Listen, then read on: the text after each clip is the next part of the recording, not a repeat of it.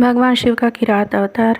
नंदीश्वर जी कहते हैं कि हे सनत कुमार जी, अब मैं आशुतोष भगवान शिव के किरात अवतार का वर्णन करता हूँ, जिसमें उन्होंने अपने भक्त नरश्रेष्ठ अर्जुन की मूक नामक दैत्य से रक्षा की और उनसे युद्ध लीला में प्रसन्न होकर उन्हें अपना अमोघ पाशुपत अस्त्र प्रदान किया।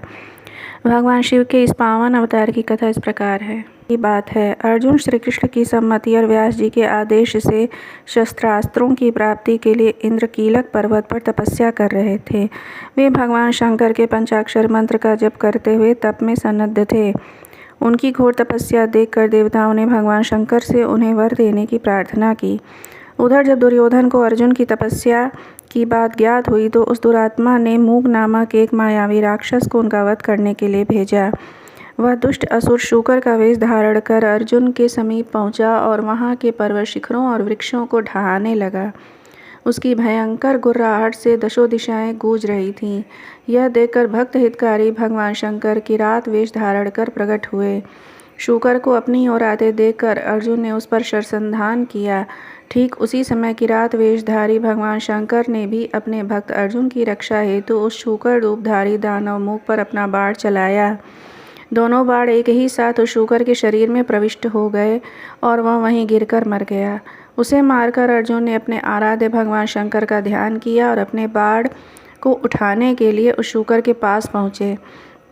इतने में ही किरात वेशधारी शिव जी का एक गढ़ भी वन नेचर के रूप में बाण लेने के लिए आ पहुंचा और अर्जुन को बाण उठाने से रोक कर कहने लगा कि यह मेरे स्वामी का बाण है, जिसे तो उन्होंने तुम्हारी रक्षा के लिए चलाया था, परंतु तुम तो इतने कृतज्ञ हो कि उपकार मानने की बजाय उनके ही बाण को चुराए ले रहे। यदि तुम्हें बाण की ही आवश्यकता है तो मेरे स्वामी से मांग लो, वे ऐसा बहुत सा बाण तुम्हें दे सकते हैं।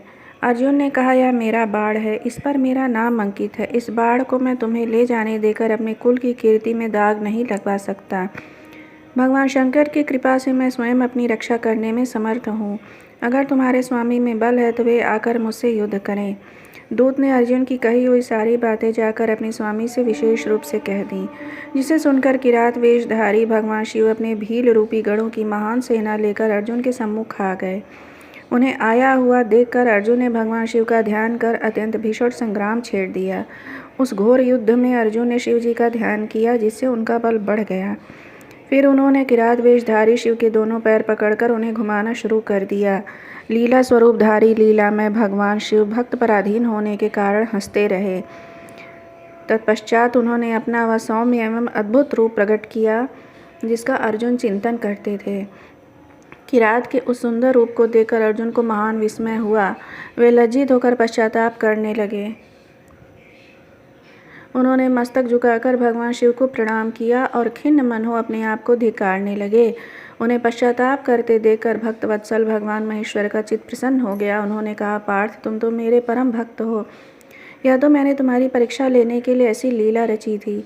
उन्होंने प्रेम पूर्वक अर्जुन का आलिंगन किया और बोले, हे पांडव श्रेष्ठ, मैं तुमसे परम प्रसन्न हूँ, तुम वर मांगो।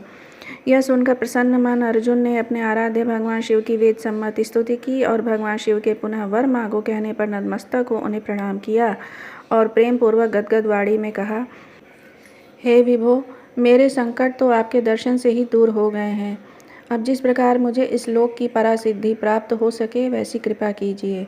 पांडुपुत्र अर्जुन में अपनी अनन्य भक्ति देखकर भगवान महेश्वर ने उन्हें अपना पाशुपात नामक महान अस्त्र प्रदान किया और समस्त शत्रुओं पर विजय लाभ पाने का आशीर्वाद दिया। हे मुने, इस प्रकार मैंने लीला में परम कौतुकी भगवान शंकर के किरात अवतार का वर्णन किया है। जो इसे सुनता अथवा दूसरे को सुनाता है उसकी सारी मनोकामनाएं पूर्ण हो जाती हैं। हर हर महादेव।